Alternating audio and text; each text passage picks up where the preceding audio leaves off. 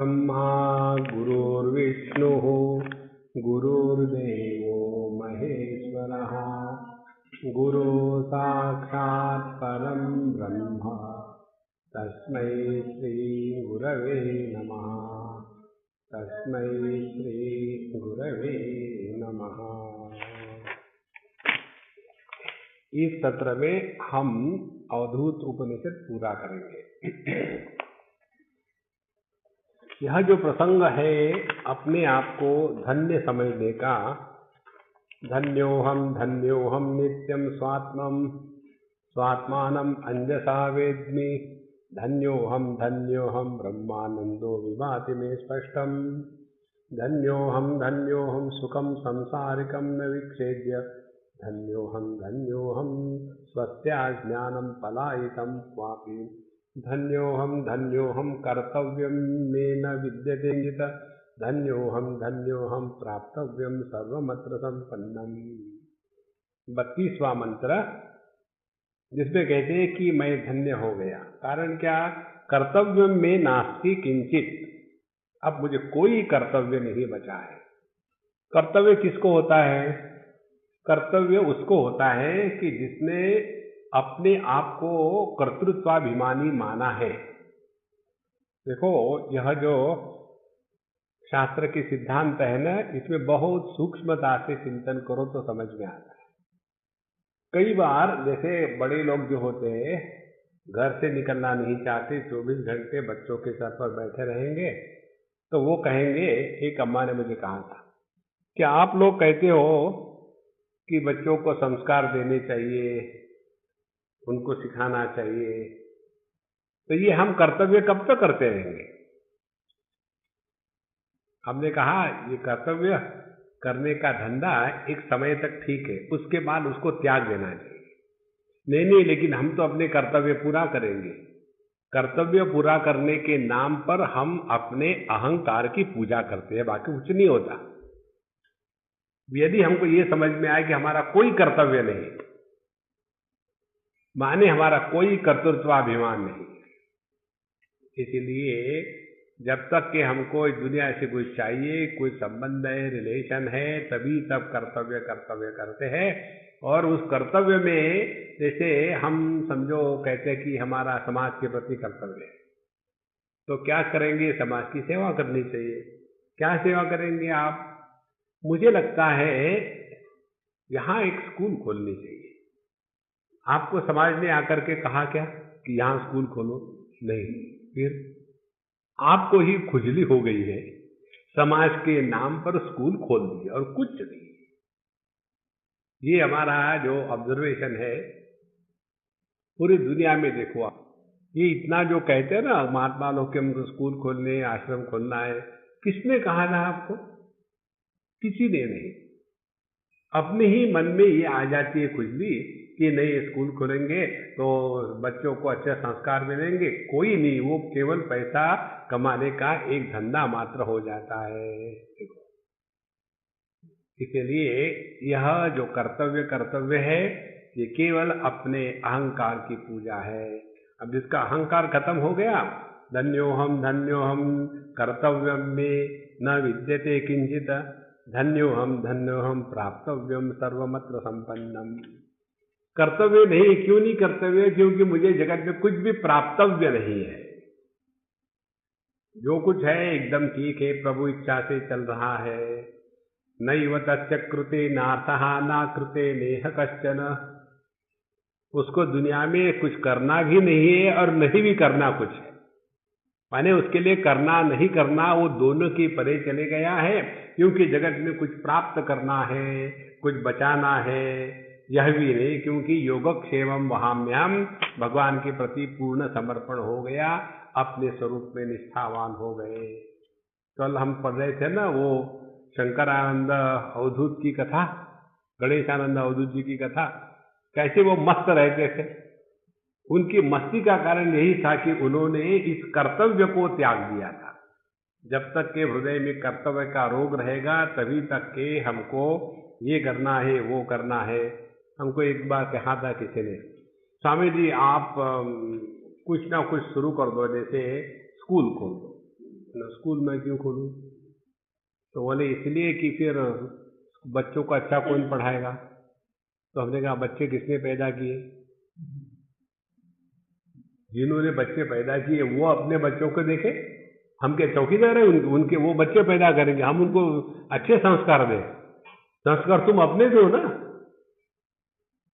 बोले आप तो बड़े विचित्र निकले। हमने कहा हम स्पष्ट बोल रहे हैं, आपको अच्छा लगे बुरा लगे। एक केरला में, केरला और कर्नाटक की बॉर्डर है, वहाँ एक स्थान है, वहाँ एक आश्रम है जहाँ पापा राम रहते थे और उनकी शिष्या थी कृष्णाबाई। उनका राम नाम का मंत्र था। और वहाँ लोगों ने स्कूल वगैरह खोल दी। अब वो तो चले गए, कृष्णाबाई भी चली गई। अब वो जो अभी जो महात्मा थे वो भी चले गए शायद। उनका नाम था स्वामी पुरुषोत्तमानंद। पहले तो वो चुप रहते थे क्योंकि महात्मा बड़े हैं तो कुछ नहीं, वो केवल अपना राम नाम में लगे रहते। अब सब चले गए तो इनकी जिम्मेदारी आई। तो पहला काम इन्होंने क्या किया, ये आश्रम को स्कूल से 100% अलग कर डाला। मैं उसमें ट्रस्टी नहीं हूं, मुझे उस स्कूल से कुछ लेना देना नहीं। तुमको जो करना है करो, तुमको यहाँ आकर के दर्शन करना है कर लो, लेकिन उस आश्रम का स्कूल का कोई संबंध नहीं। और वहां उन्होंने बोर्ड लिख दिया था, केवल नाम स्मरण और परमात्मा की प्राप्ति, इसके सिवा जीवन का कोई भी प्रयोजन नहीं है। नहीं तो हम जाते हैं और उसी में फंस जाते हैं। इसीलिए जगत में कर्तव्य के चक्कर में अपने आप को धोखा ना देना। तो क्योंकि प्राप्तव्यम सर्वत्रम संपन्नम, जो मिलना चाहिए वो मिल गया है, बहुत है, अब कुछ नहीं चाहिए।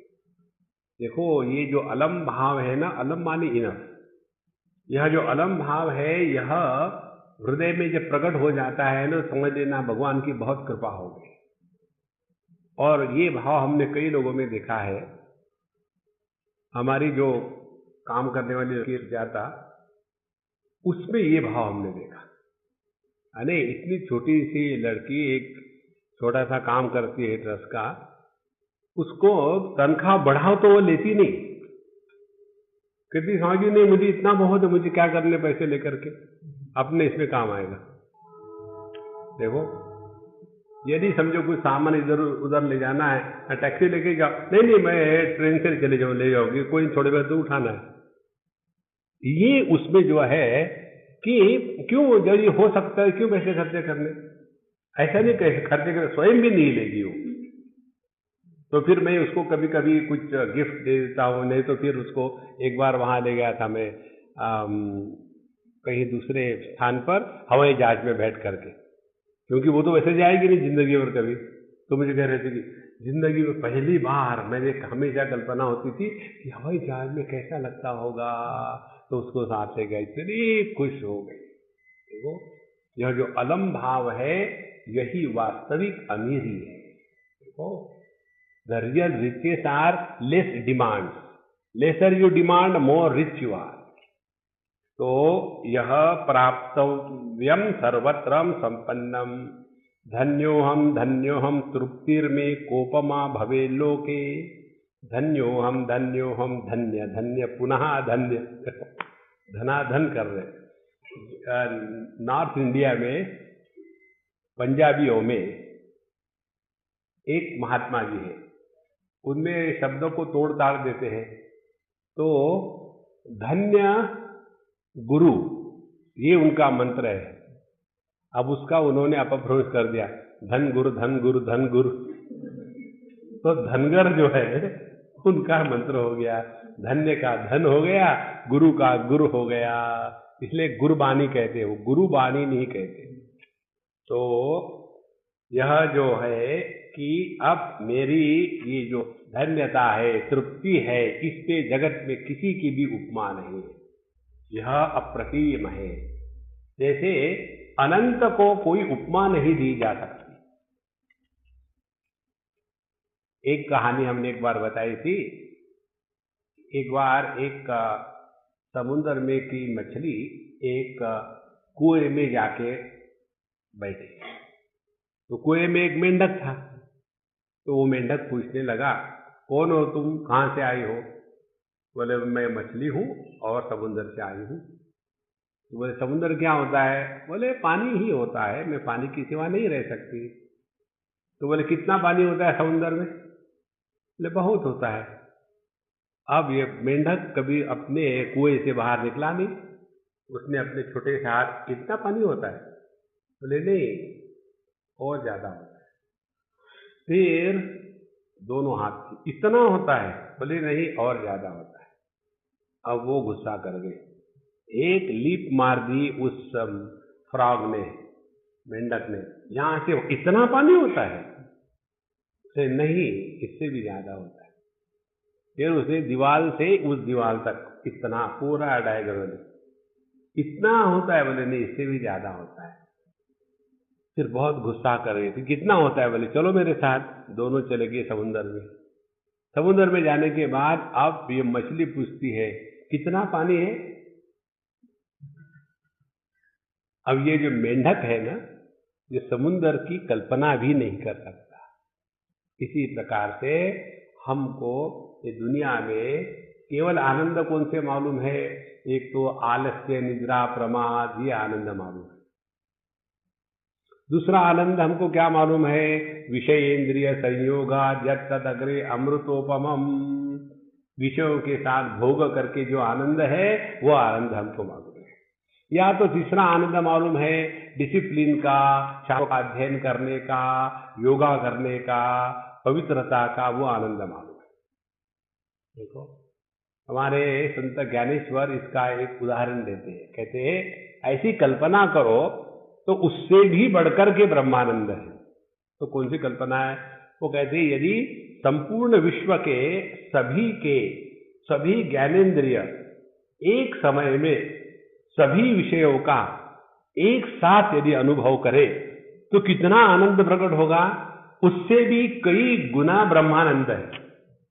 अब ये कहना तो ऐसे ही है, समझो दुनिया की सब कुएं इकट्ठे कर लिए तो कितना पानी होगा? उससे भी ज्यादा समुद्र है। अब ये कोई तुलना बनी? लेकिन हमको तो कुएं किसी को कुछ मालूम ही नहीं है। इसीलिए यहां कहते हैं कि मेरी जो तृप्ति है इसकी कोई उपमा नहीं। हम लोगों की तृप्ति कैसी होती है? थोड़ा सा जो अनुभव हमको आता है, समझो हमारी 7 लड़कियां है, 7 कन्या, 6 ने तो अपने अपने बेवकूफ ढूंढ लिए।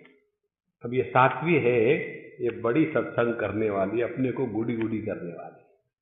किसी ने किसी लड़के को देख नहीं सके, पकड़ नहीं सकी, परेशान, यार इसकी एक बार शादी कर डाले ने तो झंझट खत्म हो जाएगी। फिर जहां भी जाता हूं मैं तो एक ही बात, कहीं गए किसी के शादी में तो लड़के ढूंढ रहे हैं अपने लड़की के लिए, कोई है क्या, कोई है क्या। किसी पार्टी में गए तो वही ढूंढ रहे, कोई है क्या भाई तुम्हारा। पार्टी में गए, पार्टी सेक्रेटरी लड़का ढूंढना है, फिशिंग रॉड लेके निकले। फिर कहीं कोई मरा तो उसके स्मशान में गए तो उसी मुर्दे को पूछते हैं, कोई है क्या यार। अब दिमाग में उस लड़की की शादी करना इतनी परेशानी है, और एक बार शादी हो गई, हाँ, अब ये जो आनंद है, ये आनंद दुनिया के किस आनंद के साथ आप कंपैरिजन करोगे? इससे भी कई गुना जो अनुपम आनंद है वह तृप्ति। इसीलिए धन्योहम तृप्तियर में को उपमा भवे लोके, इस जगत में मेरी जो तृप्ति है इसकी एक भी उपमा नहीं हो सकती है। इसीलिए अहो पुण्यम पुण्यम फलितम दृढ़म अस्य पुण्यस्य संपत्ति अहो वयम अहो पुण्यम। अब मैंने जितना भी जीवन में अच्छा किया था वो सब फलित हो गया।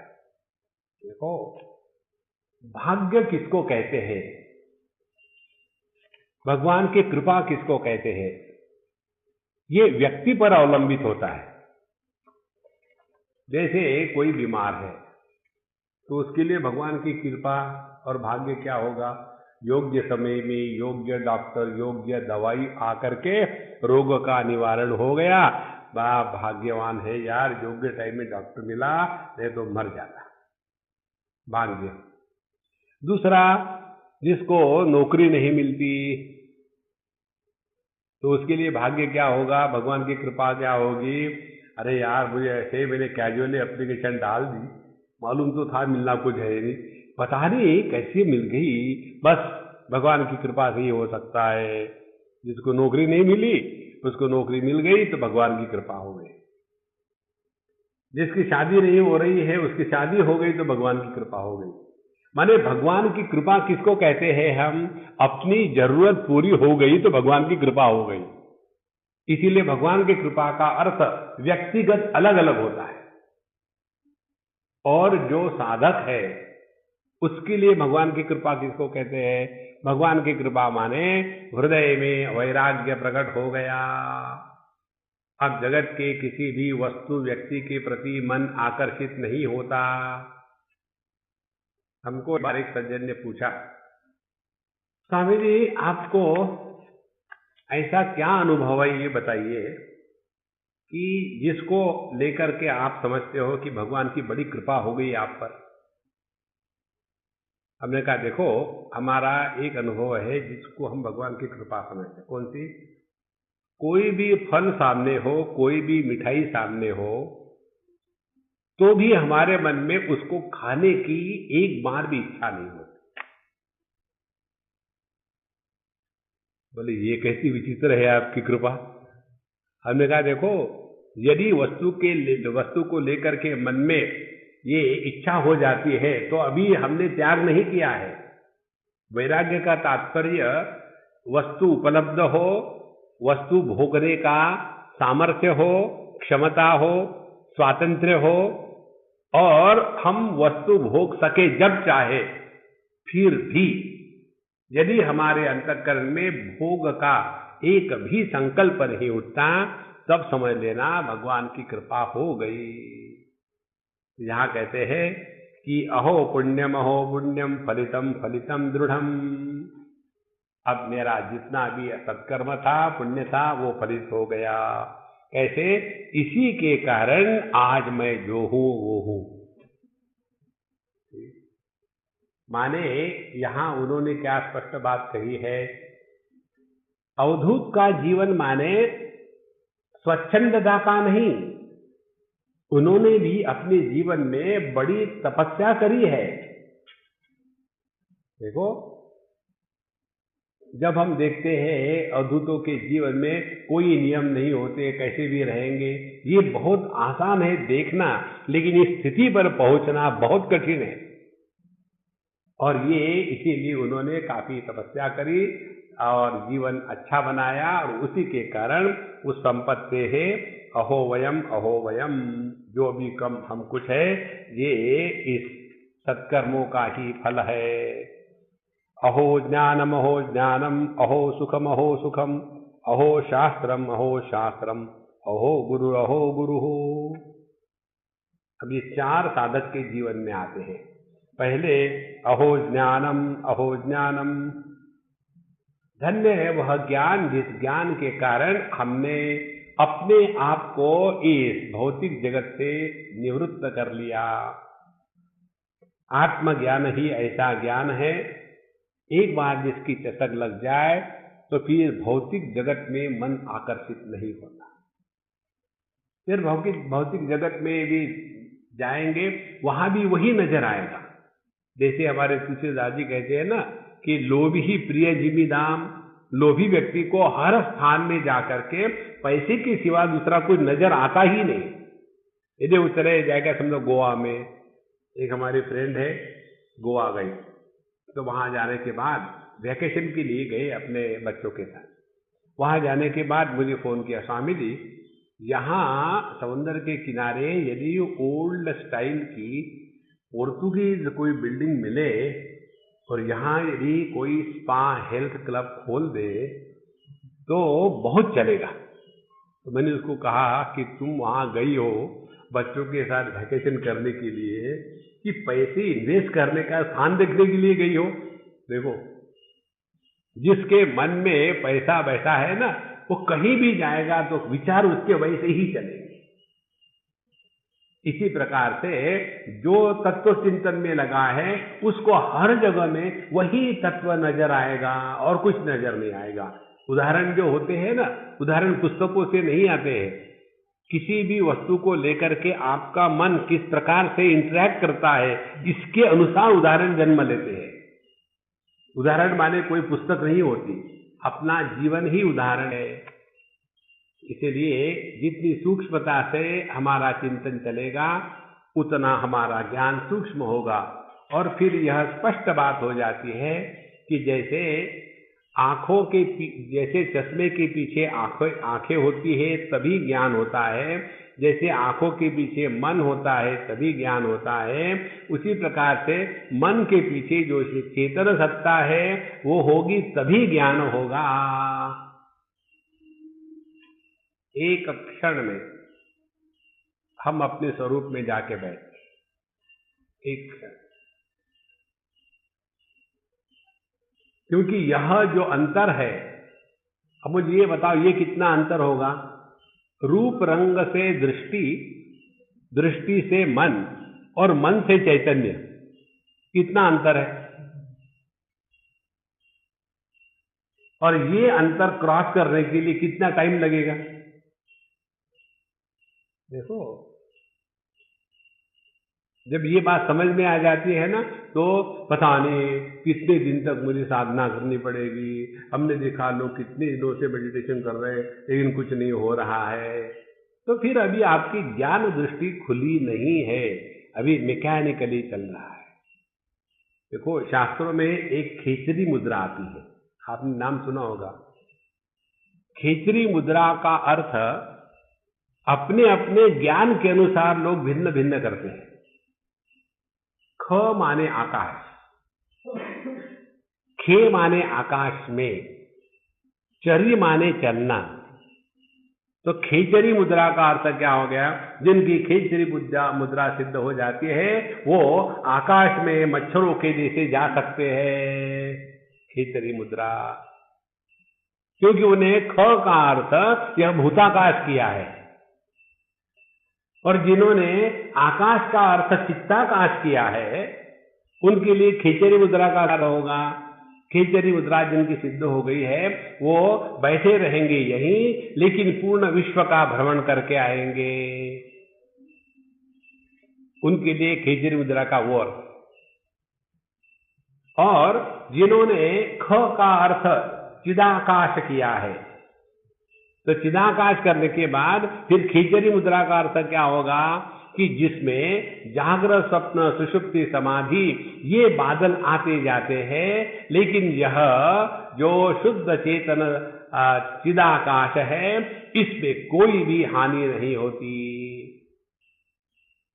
इस खेचरी मुद्रा का वर्णन इस प्रकार से भगवद गीता के 6वें अध्याय में है। जितात्मनः प्रशान्तस्य परमात्मा समाहितः शीतोष्ण सुख दुखेषु तथा मानापमानयोः।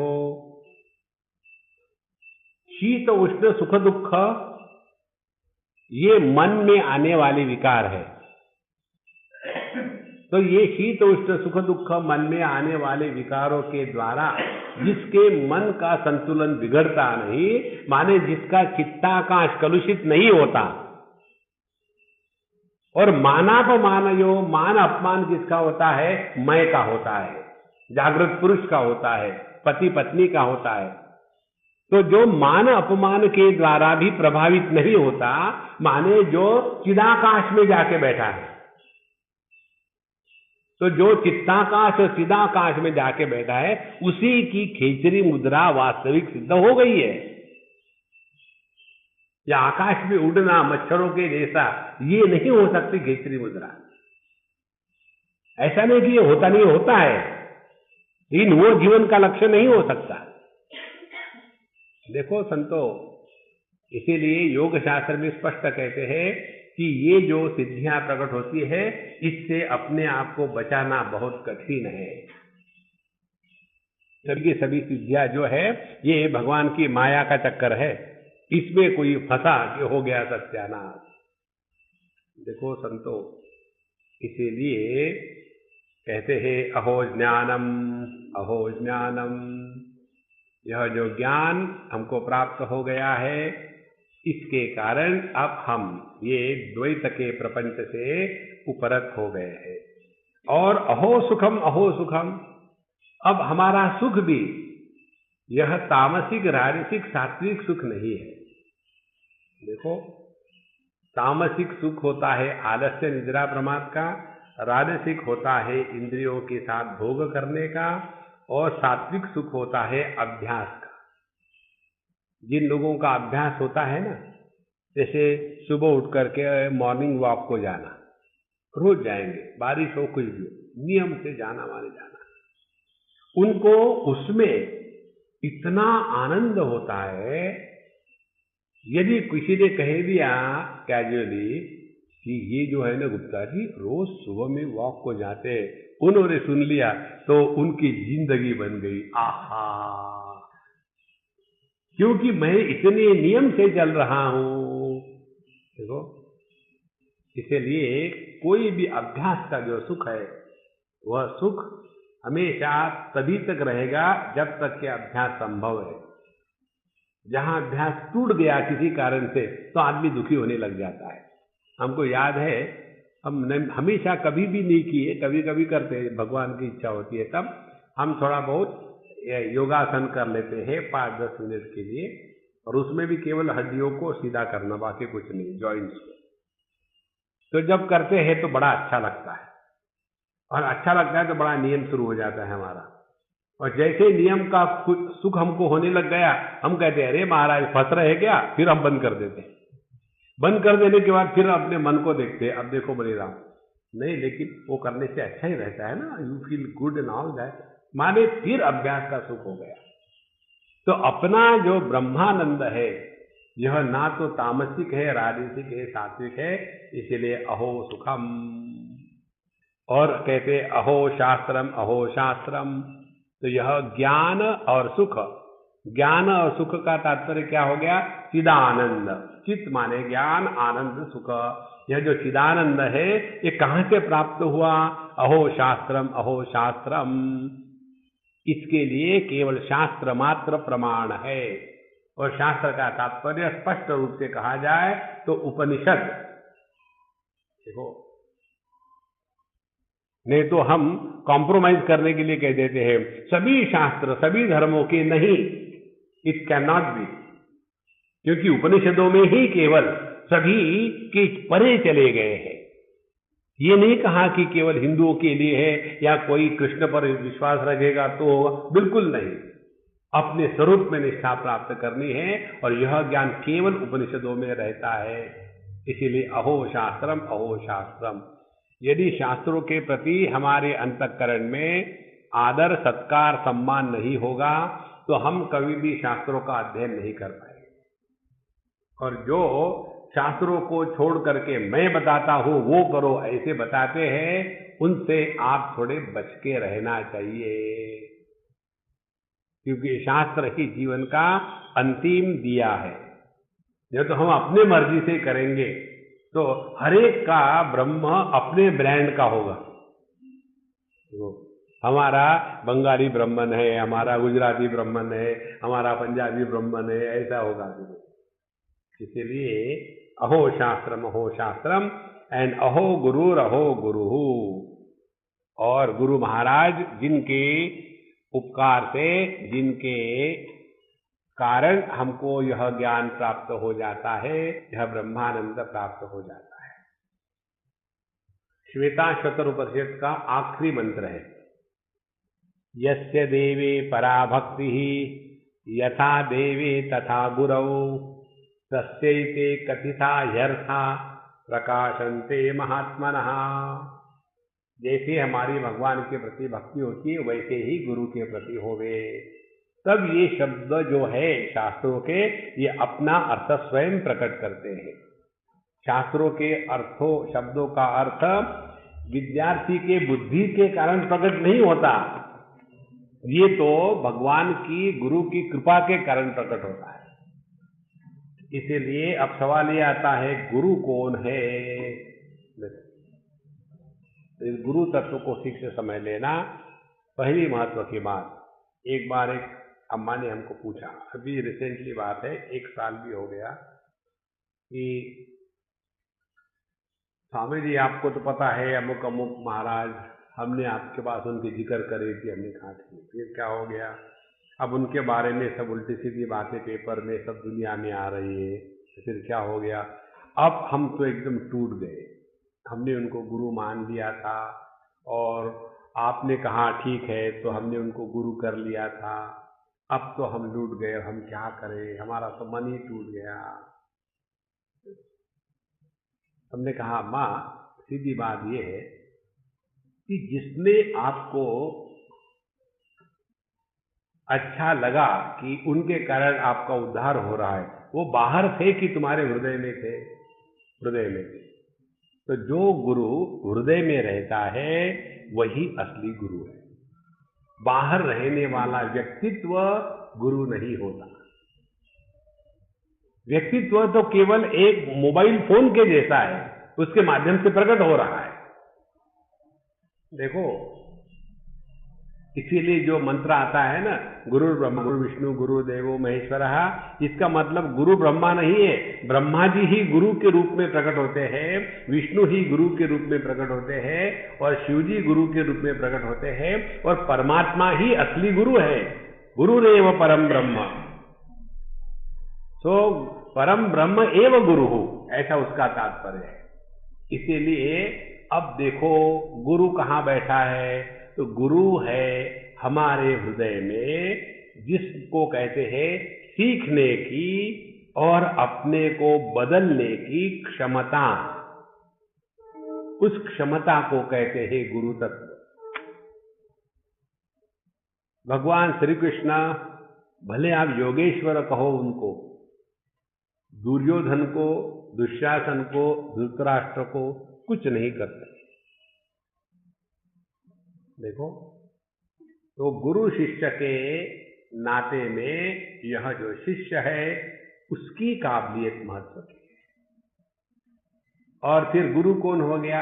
जो व्यक्ति अपने अनुभूतियों से सीखता है, उसके लिए हर एक अनुभव गुरु है, हर एक अनुभव। जैसे भगवान दत्तात्रेय, यहाँ वही गुरु है। भगवान दत्तात्रेय को पूछो आपके गुरु कितने थे, तो कहेंगे 2 दर्जन। अब जिनके गुरु 2 दर्जन है वो कहेंगे क्या कि नहीं, अब तुम किसके पास मत जाना, यदि दूसरे गुरु के पास जाओगे तो तुम्हारा गुरुद्रोह होगा, गुरुद्रोह होगा तो तुम नरक में जाओगे, फिर तुम नरक में जाओगे तो मुझे भी आना पड़ेगा। इस चक्कर में कभी मत पड़ना, अपने आप को एकदम खुला रखना। जहां से सद्विचार आते हैं, जहां से तत्व का चिंतन हो रहा है, वहां चले जाओ बस। हमको किसी भी कंट्रोवर्सी में अपने आप को फंसाना नहीं है। इसलिए अहो गुरु तो क्या क्या बात हो गई? पहले सत्कर्म के द्वारा हम इस मार्ग पर लगते हैं। दूसरी बात, सत्कर्म के द्वारा लगने के बाद व्यक्ति कर्तव्य कर्म करता है, लेकिन जीवन में कर्तव्य कर्म में कुछ नहीं है, हमको उसके आगे जाना है। कौन सी बात है अगली? कि कर्तृत्वाभिमान का त्याग करना है। कर्तृत्वाभिमान का त्याग कब होगा? जब हमको दुनिया से कुछ लेना देना नहीं, उसका जो आनंद है वही ब्रह्मानंद है। इस प्रकार से पूरी साधना इन 5-6 मंत्रों में इनडायरेक्टली बताई है। इति य इदम अधीते सोपि कृत्य कृत्यो भवति, सुरापानात् पूतो भवति, स्वर्णस्तेयात् पूतो भवति, ब्रह्महत्यात् पूतो भवति, कृत्याकृत्यात् पूतो भवति, एवं विदित्वा स्वेच्छाचारपरो भूयात्। ओम तत्सद इति उपनिषद। इति यहाँ इदम अधीते, जो इस उपनिषद का अध्ययन करता है। एक बात, अधीते माने अपने बुद्धि में उतारता है, केवल इसको पढ़ करके रख देना नहीं है, इसको जीवन में उतारना है। देखो महाराज, ये जो है ना प्रक्रिया, पहले पुस्तक से हट करके ज्ञान मस्तक में जाता है, मस्तक में इसका मंथन होता है, मंथन होने के बाद यही ज्ञान परिपक्व हो जाता है। परिपक्व होने के बाद ज्ञान खोपड़ी में नहीं रहता, वो हृदय में उतर आता है। और ज्ञान जब हृदय में उतर आता है तब उसको प्रेम कहते हैं। और जब प्रेम हृदय में प्रकट हो जाता है तब वो सहज जीवन में आ जाता है। फिर जीवन में सहज योग सिद्ध हो गया। देखो, जैसा अपना अपने देह के हर एक अंग के प्रति सहज योग है। समझो खुजली आई तो हम ऐसे थोड़ी सोचेंगे लोग क्या कहेंगे, देखो हाथ गया और सर को लगाया। नहीं, हाथ और सर एक ही तो है, कहने के लिए दो है। तो जीवन में जो सहजता है यह प्रकट हो जाके यदि इस ज्ञान को हमने अपने जीवन में उतारा तब तो यहाँ इदम अधीते सहा अपि वह भी कृतकृत्यो भवति, वो भी जीवन में कृतकृत्य हो जाएगा। निश्चित रूप से कृतकृत्य हो गया माने जो कुछ करना था वो कर लिया, अब कुछ बाकी नहीं। ये कृतकृत्यता का अनुभव हम आपको एक छोटी सी उदाहरण से देते हैं। हम इतने दुनिया में भटकते रहे, इधर जाते उधर जाते, तो एक हमारा सिद्धांत है जितना हो सके, कभी असंभव हो तो प्रभु इच्छा, जितना हमारे तरफ से हो सके। यहां से जब हम चले जाते हैं तो यहां का कोई भी काम कल के लिए हम बचाते नहीं, यहां का पूरा खत्म कर दिया, अगली जगह गए तो फ्रेश। नहीं तो समझो ये है, अच्छा फिर वहां जाकर के हम भेज देंगे, हो गया काम सत्यानाश, वहां दूसरा शुरू हो जाता है। ये ऐसे ही रहता है। इसीलिए कृतकृत्य माने जो कुछ अपने जीवन में करना है वो कर लिया, अब ना तो किसी प्रकार के ग्लानि है ना किसी प्रकार का अभिमान है, जीवन में कृतकृत्यता आ गई। There is total fulfilment in life, there are no more regrets left behind. तो सहा अपि कृतकृत्यो भवति सुरापानात् पूतो भवति। अब देखो, अब हम लोगों के लाइन पर आ गए। यदि हम लोगों ने पहले सुरापान किया होगा, महाराज जी पहले हमने बहुत मांस खाते थे, सुरापान करते थे, अब क्या होगा, इसका अध्ययन करो। देखो, सुरापानात् पूतो भवति का तात्पर्य क्या है, अब इसके बाद आपके अंतःकरण में ये भोग के प्रति कभी भी कामना उठेगी नहीं। यही है। अब जो हो गया वो हो गया, क्योंकि मैं को तो आपने दफना दिया है, तो जो सुरापान करने वाला था वो तो चला गया। अब जो पैदा हो गया है वह साधक है और उसी के रहो, पुरानी बातें छोड़ दो। और सुवर्णस्तेयात् पूतो भवति, यदि चोरी करी है सुवर्ण की तो सुवर्ण की चोरी की है तो उससे भी तुम्हारा भला हो जाएगा। अब जो किया है, अब क्या किया वो हमको दान कर दो।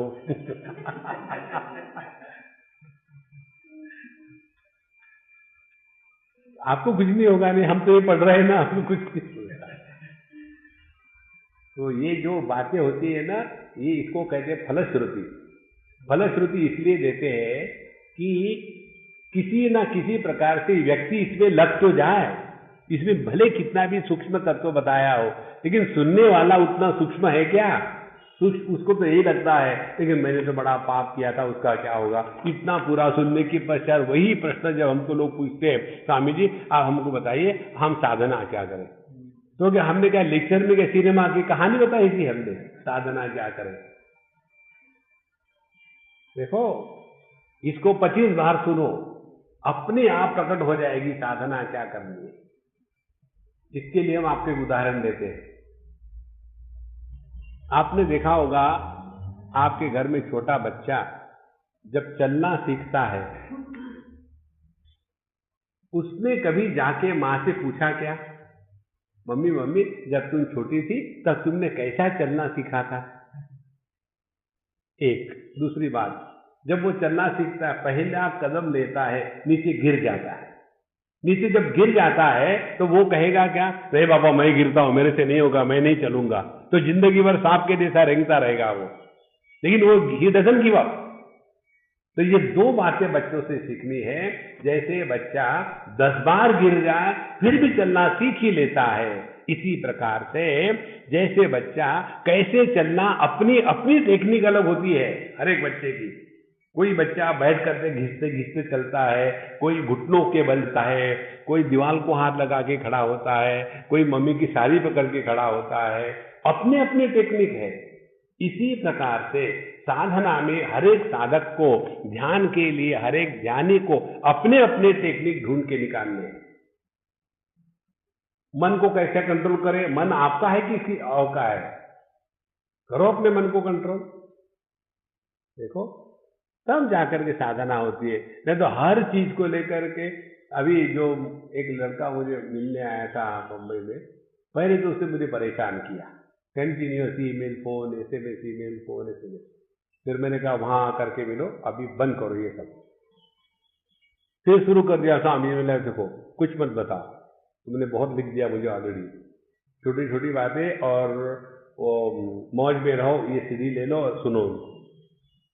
सुनना शुरू कर दिया। स्वामी जी मैंने एक एक लेक्चर को कितने बार सुनना है? वो यदि मेरे सामने होता तो मैं एक जोर से लगाता हूँ। अब ये कोई प्रश्न होता है? ये कोई मैकेनिकल है क्या कि पनिशमेंट दे दी, राम राम लिख लो 3 कापियां, पनिशमेंट दे दी, जब करो 2000 बार। अपने हम ढूंढ के निकालो महाराज, तब जाकर के साधना होती है। हर चीज को पूछना यह बात गलत है। पहली बार जब हमने सिगरेट पी थी, कभी पूछा था क्या किसी को, ना मम्मी आज मेरा पहला दिन है, मैं सिगरेट पीना चाहता हूँ, will you please allow me?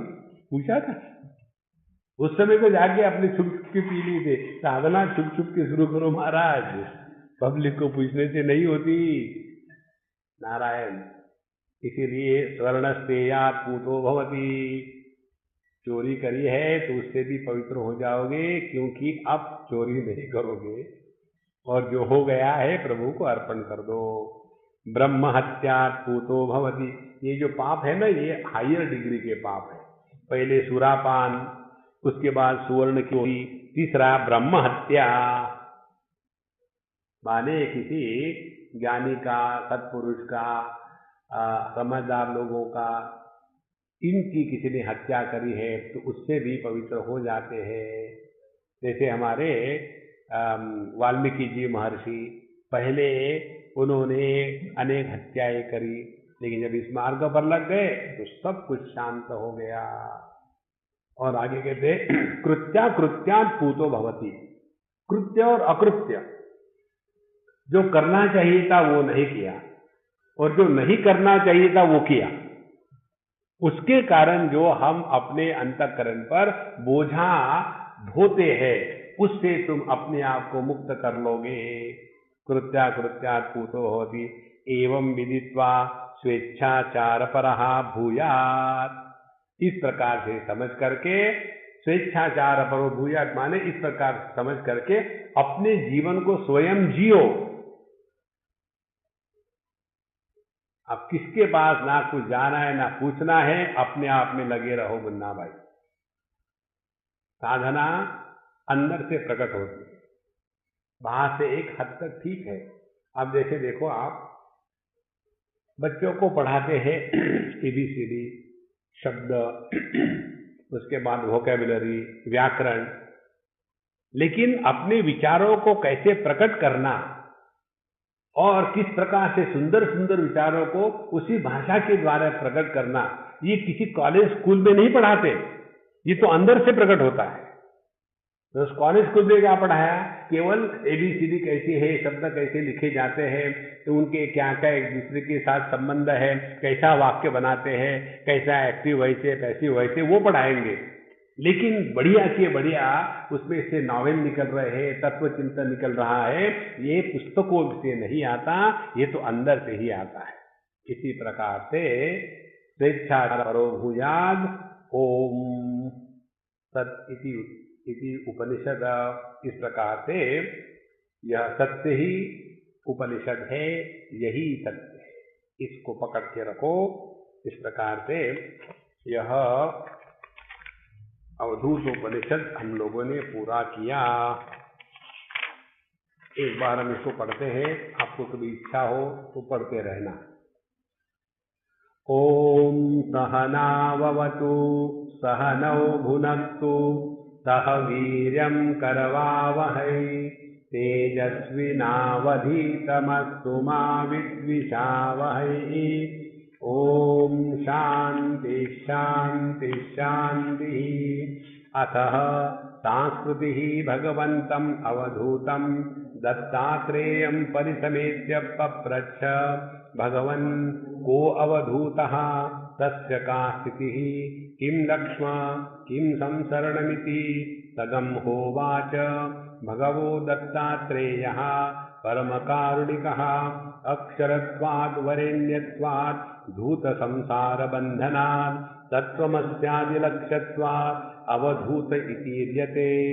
यो विलङ्घ्य आश्रमान् वर्णान् आत्मन्येव स्थितः सदा अतिवर्णाश्रमी योगी अवधूतस्य कथ्यते। तस्य प्रियशिरं कृत्वा मोदो दक्षिणपक्षकः प्रमोदोत्तरपक्षः आनन्दो गोष्पदायते। गोवालसदृशं शीर्षे नापि मध्ये न चाप्यसः ब्रह्मपुच्छं प्रतिष्ठेति पुच्छाकारेण कारयेत्।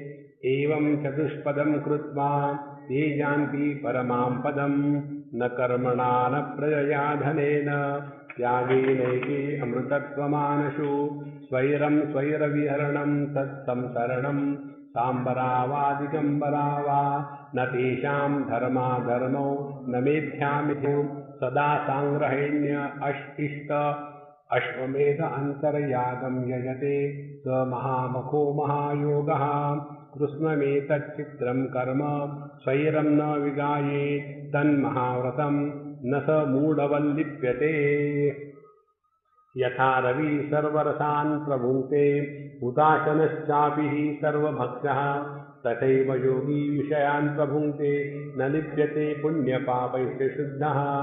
आपूर्यमाणमचलप्रतिष्ठं समुद्रमापप्रविशन्ति यद्वत् तद्वत्कामायं प्रविशन्ति सर्वे स शान्तिमाप्नोति न कामकामी न निरोधो न च उत्पत्तिः न बद्धो न च साधकः न मुमुक्षुर्न वै मुक्तः इत्येषा परमार्थता।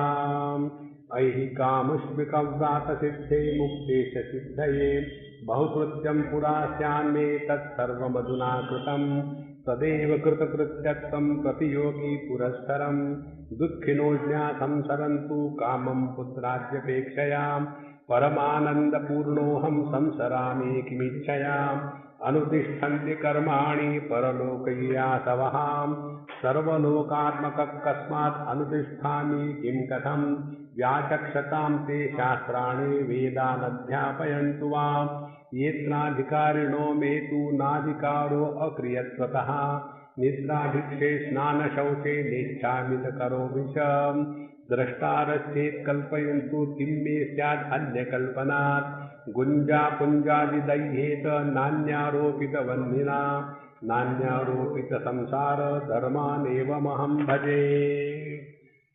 शृण्वन्तज्ञाततत्त्वास्ते जानन् कस्मात् शृणोम्यहं मन्यन्तां संशयापन्ना न मन्ये अहमसंशयः विपर्यस्तो निधिध्यासे किं ध्यानम् अविपर्यये देहात्मत्वविपर्यासं न कदाचित् भजाम्यहम् अहं मनुष्येत्यादि व्यवहारो विनाप्यमुं विपर्यासं चिराभ्यस्त वासनातो अवकल्पते आरब्धकर्मणि क्षीणे व्यवहारो निवर्तते कर्मक्षये त्वसौ नैव शाम्येध्यानसहस्रतः विरलत्वं व्यवृतेः इष्टं चेत् ध्यानमस्तु ते बाधिककर्मव्यवृतिं पश्यन् ध्यायाम्यहं कुतः विक्षेपो नास्ति यस्मान्मे न समाधिस्ततो मम विक्षेपो वा समाधिर्वा मनसः स्यात् अविकारिणः नित्यानुभवरूपस्य को मैत्रानुभव पृथक् कृतं कृत्यं प्रापणीयं प्राप्तमित्येव नित्यशः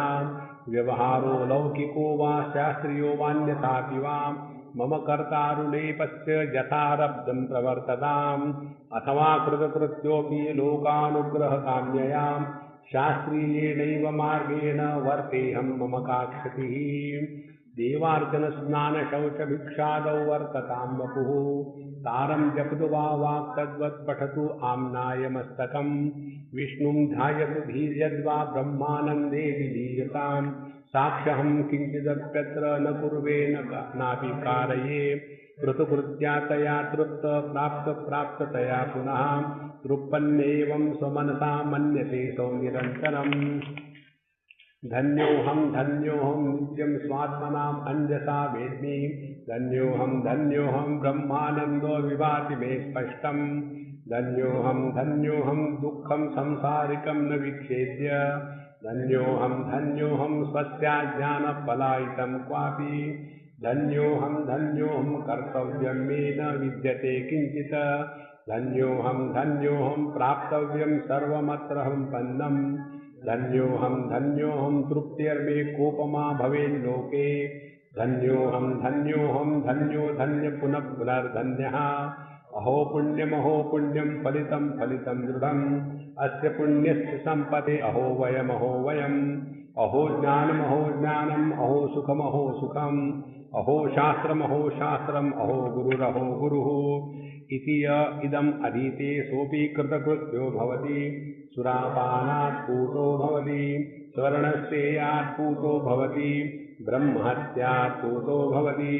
कृत्यात् पूतो भवति। एवं विदित्वा स्वेच्छाचारपरो भूयात्। ॐ तत्सदिति उपनिषद। ॐ सहनाववतु सहनौ भुनक्तु सह वीर्यं करवावहै। तेजस्विनावधीतमस्तु मा विद्विषावहै। ॐ शान्तिः। हरिः ॐ। श्रीगुरुभ्यो नमः।